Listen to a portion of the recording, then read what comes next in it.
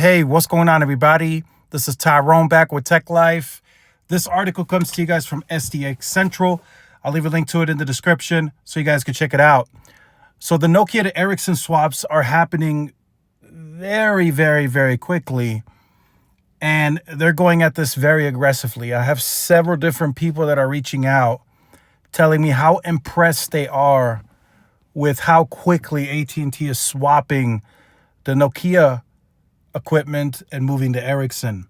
Now, although we haven't gotten actual progress on where the deployment is at scale from AT&T, they have said that on the margins, we're seeing better performance off of that investment than we would have anticipated.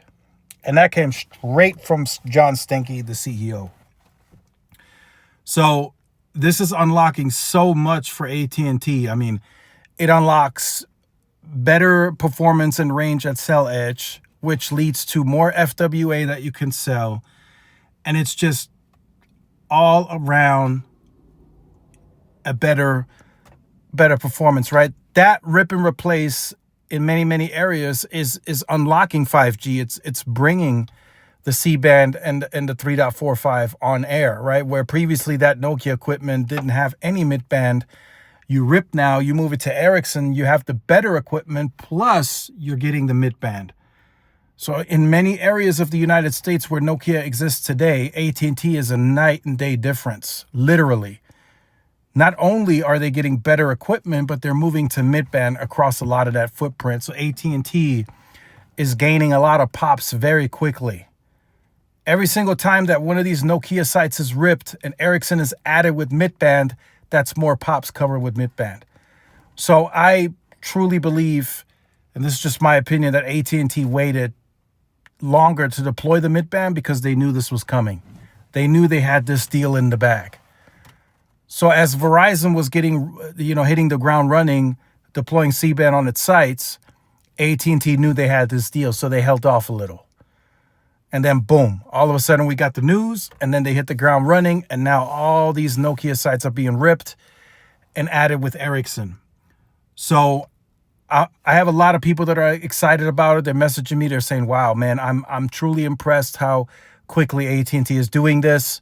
So they must have sufficient amount of money. They must have sufficient amounts of tower climbers that can climb these sites.